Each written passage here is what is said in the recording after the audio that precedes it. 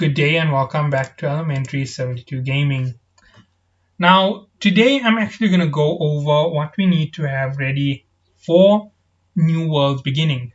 Now, New World is set to launch in less than 10 days from when I'm making this video. Now, a lot of us will be organized into two different types of groups. The first group that you're going to be organized into is going to be a hardcore group. Hardcore groups have a very serious play strategy. Everything is strategized, and I really can't give enough information to a hardcore group. That is the reality of the situation, but I do have some pieces of information that might be helpful to a hardcore group if they are having problems with organizing. You can use this as a guide to get a little bit ahead of where you should be. The next thing to note is I am going to be giving some pieces of information for the easy to run groups, the casual groups, so they'll have something else in that sense as well to help you out with gameplay. Now remember, both of these are important, and here goes my strategizing skill. Okay, so starting off the game, you need to remember that everybody needs to level up. Your first 10 levels can be done however. You can go DPS in your first 10 levels and level up as fast as possible to level 10. That's not going to take you more than a few hours. Level 10 can be reached within the first 2 hours of gameplay. So it is something that is really going to be crucial to you if you are going to be a serious player. So yeah, in the first 10 hours, you can pass level 10 as well. I know there's level 17 in an hour if you're willing to go that crazy. But here's what I'm going to suggest. You make it to level 10, you join your company, and at this point, this is where everything turns around. You start getting organized at this point. Now, level 10 is very early to get organized, but I have a reason for saying a level 10 organization. You start getting together in groups. You can be in groups of 4, you can be in groups of 2, doesn't really make a difference. But you start doing this to actually make things move forward. When it comes to gathering and crafting, there are 3 different types of gathering from what I have figured in the game. There might be more. I might be slightly off on my calculation. It might be 4 or 5. So just bear with it as I'm saying it. Right? There is 4, sorry, my mistake. I forgot that hunting and skinning is a type of gathering. There's hunting and skinning, there's plant picking, there's wood gathering, and there's rock gathering. So those 4 make your 4 basic types of gathering, and doing them will level you up slowly and get you to higher levels over time.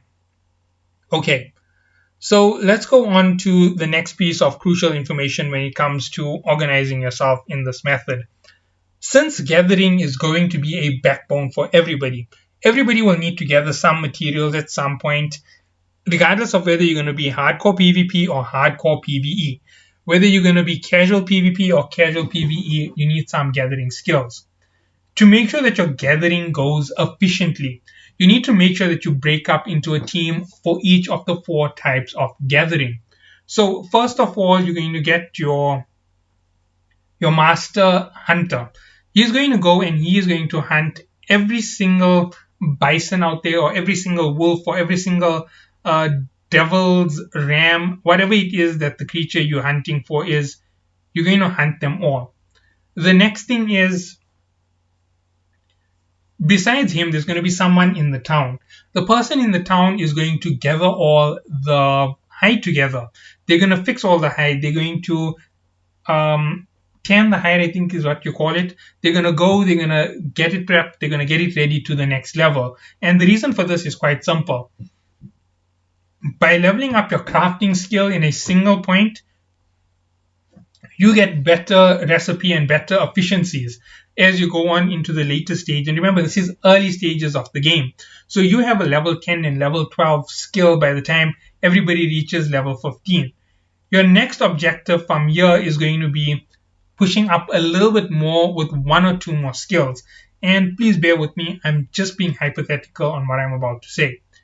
The skills you're going to try and push up to another level at this point is going to be your skills for smithy. Your smithy is going to be pushing the hardest. He wants to make metal tools. He wants to get everybody capable of harvesting faster and gathering more on the outsides. So as this starts to improve, everybody's going to keep running in and out, in and out. your levels do go up from crafting. Crafting isn't as efficient as PvP, and it's most probably not as efficient as PvE players. But doing this here is going to get you some amounts of XP, and if it is increasing, you're going to be getting levels. Now, the reason why this is going to be very good for you is your hardcore frontliners will be benefiting from all of this. Now, your hardcore frontliners are either going to be 5 people, 10 people, or 20 people. I highly doubt there's going to be a group who's going to go 100 frontline hardcore players. That means they're going to have to gather as much money as possible and as much experience as possible so quickly, it's unbelievable. And then they're only going to focus on gathering up their skills.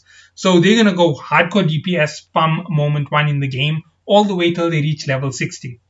They're going to want to get their weapon skills maxed out on every single weapon so they're highly efficient in combat. They can change strategies with a moment's notice. They're going to have every single faction item they can get their hands on right away from the start of the game. They're not going to be worried about much else.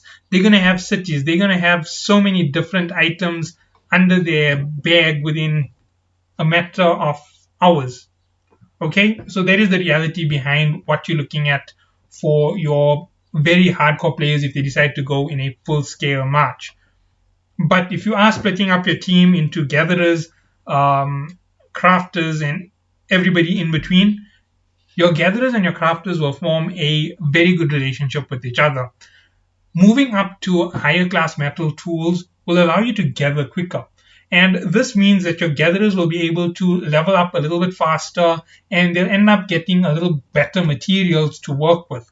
Those who are crafting in individual areas, they'll have very good refining skills and eventually their refinement will give them higher yields. So they'll be in the 10% to 12% yield. They'll have lower costs when it comes to crafting, and that is going to help you as a team, as a company.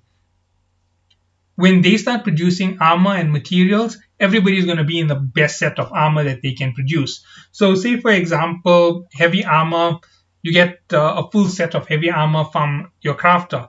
Your crafter is going to give everybody heavy armor. The heavy armor is level 35 and everybody is just at level 30. He's given you 5 level advantage when it comes to armor.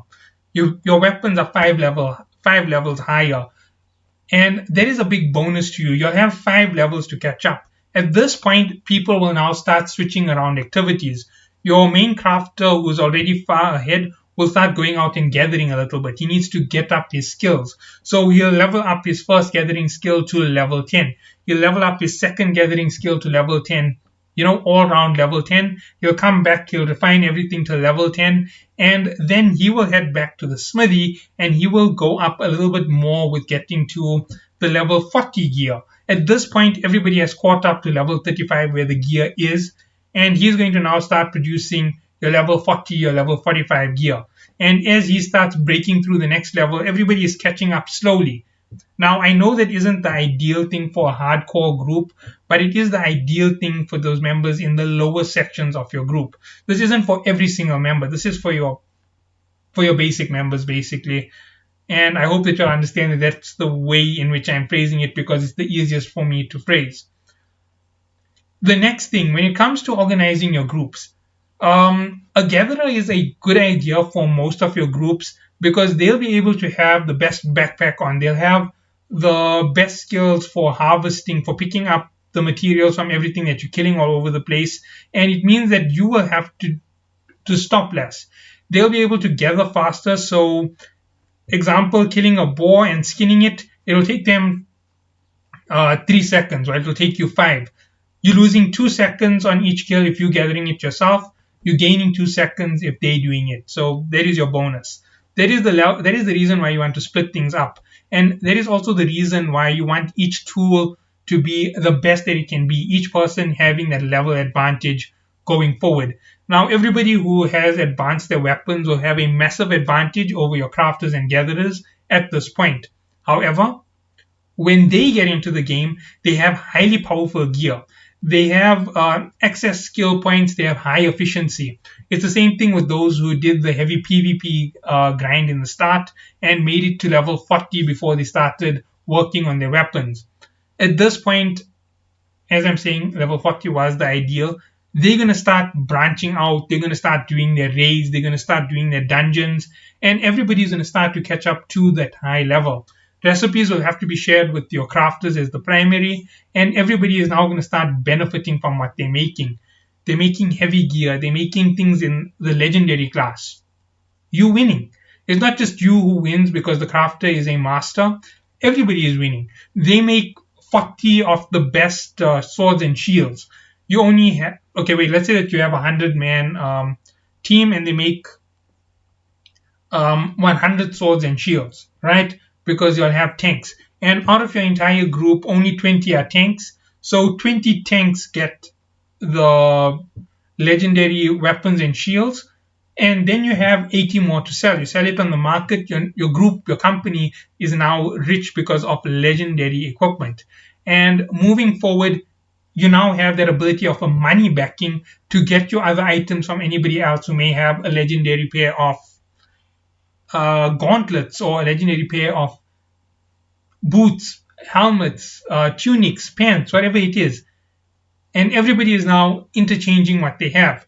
If your crafter has a full legendary set, they can keep crafting and getting cheaper and cheaper off the legendary set, giving them more levels, pulling them up a little bit higher than everybody else at a much faster rate. And you, as the frontline player, will now be benefiting from having cheaper made gear. So instead of you paying 350,000 gold on the market for a legendary set of armor, I'm just saying hypothetically, I don't even expect that my prices are anywhere in the right ranges. You pay 20,000 gold. You make a saving that's so phenomenal, it's not even funny.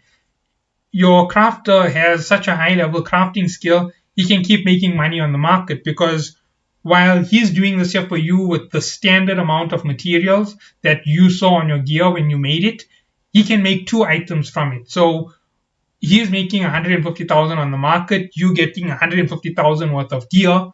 Everybody wins. You can split the profit in between that, 75,000 to you, 75,000 to him. You can split it 3 ways with the corp. So 50,000 to the corp, 50,000 to you, 50,000 to him. And everybody wins in that situation. Everybody made money. Everybody got what they wanted. Nobody loses. Okay, moving on. The next thing which becomes clearly important is how far will this take you? If everybody has leveled up in that way and pushes in that same method, this should be around the point where we reach weeks 1 to 2 and people will be max leveled, right? You'll have max level mining, max level crafting, and a max level fighter, right? So everybody will be where they need to be. One person's a master of this, the next person's a master of that, and that is the way that things work. So overall, this is where you're aiming, and that is what my strategy would be for hunting and gathering. And just for the reality of it, I'm actually going to be running the in-game lead for crafting and gathering for the Inven Nation. So hopefully I'll do a good job of it, and I hope that if any of you do decide to follow it, you follow whatever comes out on my channel. There might be 1 or 2 live streams. I have worked on it. It will be slightly lighter than this recording's footage quality because the footage quality over here is way lower than my quality of in-game play. Hopefully the in-game play quality will be what will be translated over if I do a live stream. I might be on Twitch, right? You might find Elementary on Twitch as well. So keep an eye out for any descriptions of Twitch on my channel and see what comes my way. So let's see how things go and catch you all in the next one.